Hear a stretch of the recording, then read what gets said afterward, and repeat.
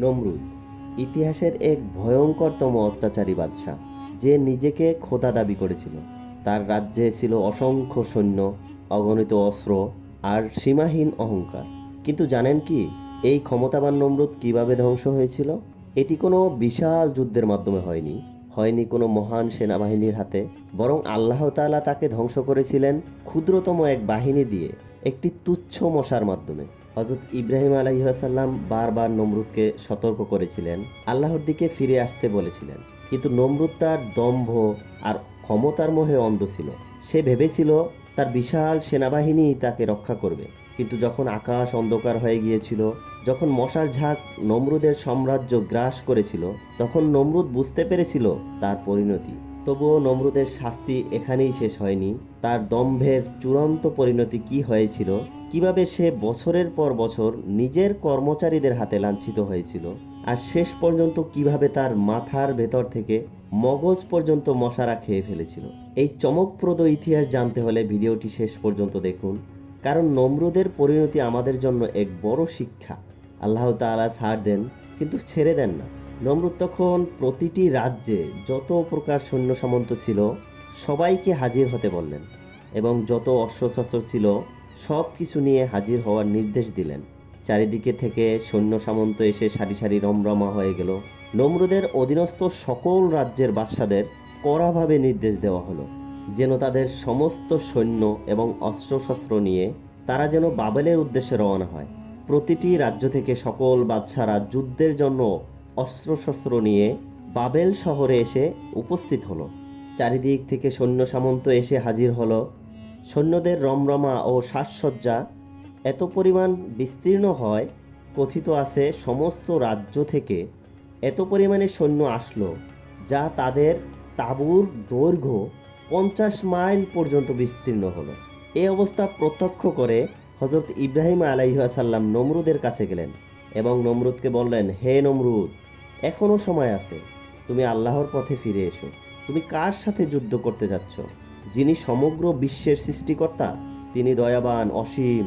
হে নমরুদ, তুমি আল্লাহর রাস্তায় ফিরে এসো, আল্লাহ তাআলা তোমাকে ক্ষমা করে দিবেন।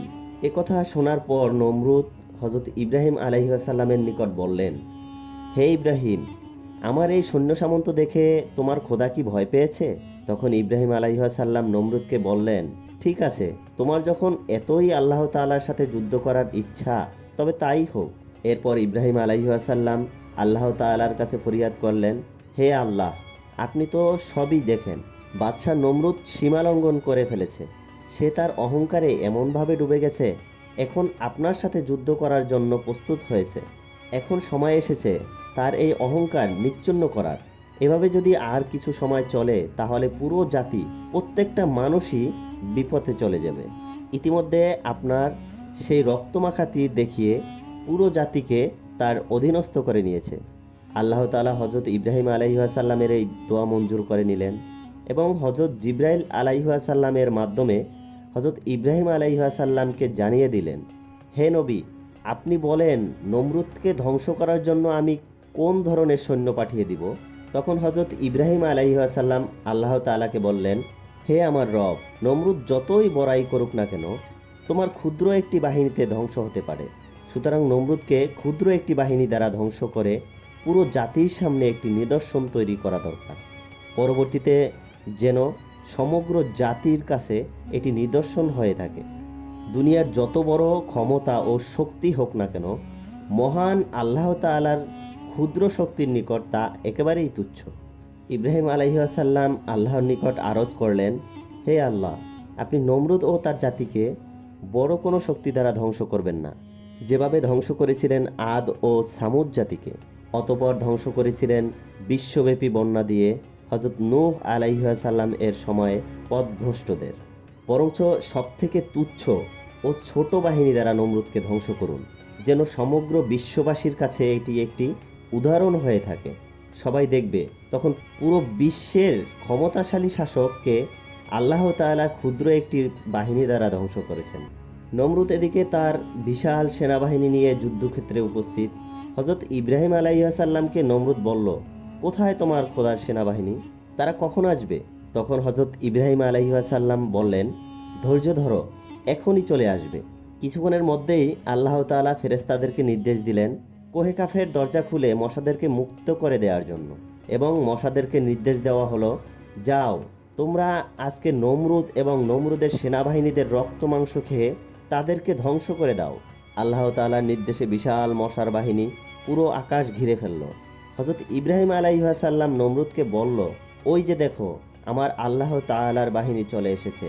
তখন নমরুদ ও তার সেনারা তাকিয়ে দেখল ঘন কালো মেঘে আকাশ ঢেকে গেছে।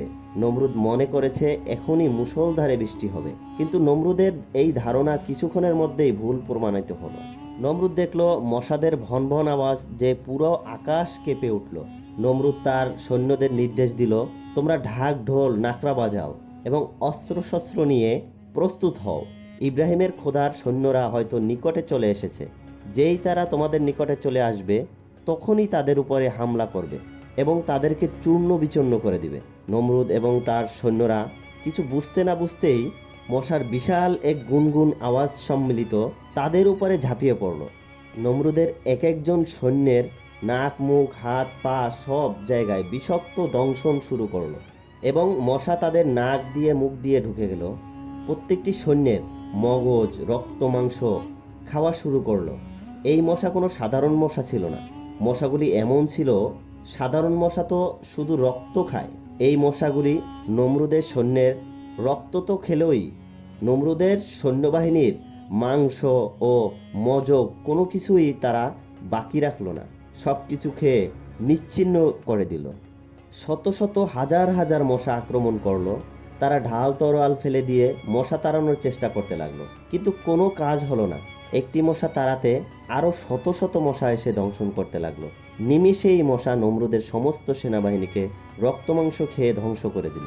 পরে রইল শুধু তাদের হাড় কঙ্কাল। এই দৃশ্যগুলি নমরুদ দাঁড়িয়ে দাঁড়িয়ে দেখল এবং সে ভয় পেয়ে দৌড়ে প্রাসাদের ভিতরে তার বিবির সামনে উপস্থিত হলো। নমরুদ থরথর করে কাঁপতে লাগলো এবং তার বিবিকে এই সমস্ত কিছু খুলে বলল, কোথা থেকে এক ঝাঁক মশা এসে আমার সব সৈন্যদের রক্তমাংস খেয়ে নিশ্চিহ্ন করে দিয়েছে।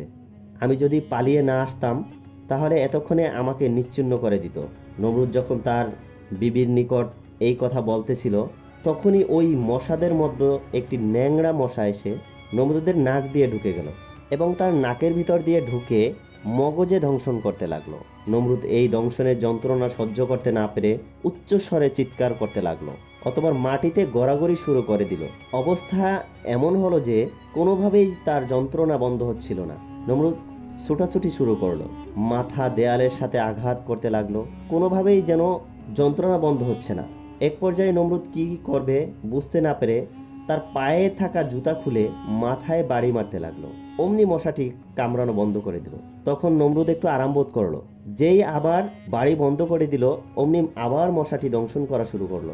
তখনই নমরুদ তার জুতা দ্বারা আবার মাথায় আঘাত করলো, মশাটি আবার দংশন করা বন্ধ করলো। এখানে অন্যান্য আরামদায়ক বস্তু দ্বারা মাথায় আঘাত করলে মশাটি দংশন করা বন্ধ করতো না, কিন্তু যখনই জুতা দ্বারা আঘাত করা হতো তখনই মশাটি দংশন করা বন্ধ করত। তাই জুতা দ্বারা নমরুদের মাথায় আঘাত করার জন্য দুজন কর্মচারী রাখা হলো।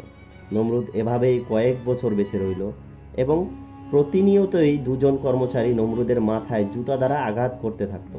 সবথেকে আশ্চর্যজনক বিষয় হলো এটাই, নমরুদকে যত জোরে জুতার আঘাত করা হতো নমরুদ ততই আরাম অনুভব করত। আল্লাহ তাআলার হযরত ইব্রাহিম আলাইহিস সালামকে অগ্নিকুণ্ডে নিক্ষেপকারী নির্বোধ পাপিষ্ঠ নমরুদকে এভাবেই অপমানদায়ক শাস্তি দিয়েছিলেন। তার নিজের টাকায় কর্মচারী রেখে সেই কর্মচারীর হাতে জুতা পেটা খেত। সে সময়কার সবথেকে অপমানদায়ক শাস্তি ছিল জুতা পেটা। প্রিয় দর্শক, নমরুদই একমাত্র বাদশাহ যাকে কিনা আল্লাহ তাআলা কয়েক বৎসর যাবৎ সমগ্র জাতির সম্মুখে জুতা পেটা খাইয়েছিল। এভাবেই কর্মচারী দুজন জুতা পেটা করতে থাকতেন। এক মুহূর্তের জন্য জুতা পেটা বন্ধ করলেই নমরুদের চিল্লাপাল্লা শুরু হয়ে যেত। এক পর্যায়ে কর্মচারীরা জুতা পেটা করতে করতে বিরক্ত হয়ে গেল। একদিন জুতা পেটা করতে করতে কিছুটা বিরক্ত হয়ে অল্প সময়ের জন্য জুতা পেটা বন্ধ করায় বাদশাহ ও তার স্বজনরা চিল্লাপাল্লা তিরস্কার করতে লাগলো। কর্মচারীরা এই অপমান সহ্য করতে না পেরে বিরক্ত হয়ে রাগে ক্ষোভে হাতে থাকা জুতা দ্বারা সজোরে আঘাত করলো। সঙ্গে সঙ্গে নমরুদের মাথা দ্বিখণ্ডিত হয়ে গেল। নমরুদ মাটিতে পড়ে গেল। মাথার ভিতর থেকে সেই ন্যাংরা মশাটি সবার সামনে দিয়ে উড়ে চলে গেল। সবাই তা নিস্তব্ধ হয়ে দাঁড়িয়ে দেখল এবং নমরুদের মাথায় এক বিন্দু পরিমাণও মগজ অবশিষ্ট রইল না। মশাটি সব মগজ খেয়ে তার পরে চলে গেল। এভাবেই আল্লাহ তাআলা পাপিষ্ঠ নমরুদকে তার ক্ষুদ্র বাহিনী দ্বারা ধ্বংস করে দিল। আল্লাহ তাআলা সবাইকে ছাড় দেন কিন্তু ছেড়ে দেন না। নমরুদের দম্ভ, তার ক্ষমতা, অহংকার আর আল্লাহর সঙ্গে যুদ্ধ করার দুঃসাহস সবই শেষ হয়ে গেল এক তুচ্ছ মশার আক্রমণে। সে যে নিজেকে খোদা দাবি করেছিল তার শেষ পরিণত হলো বছরের পর বছর লাঞ্ছনা, অপমান এবং অবশেষে এক নির্মম মৃত্যু। এই ঘটনা আমাদের শেখায় আল্লাহ তাআলার শক্তির সামনে দুনিয়ার সবথেকে বড় শক্তিও কিছু না। নিশ্চয়ই তিনি চাইলে ক্ষুদ্রতম সৃষ্টি দিয়ে দুনিয়ার সবথেকে ক্ষমতাশালীকে ধ্বংস করে দিতে পারেন। প্রিয় দর্শক, ইতিহাসের মর্মান্তিক ও সত্য ঘটনা জানতে চাইলে আমাদের চ্যানেলটি সাবস্ক্রাইব করুন এবং পাশে থাকা বেল আইকনটি বাজিয়ে দিন। সবাই ভালো থাকুন, সুস্থ থাকুন। আল্লাহ হাফেজ।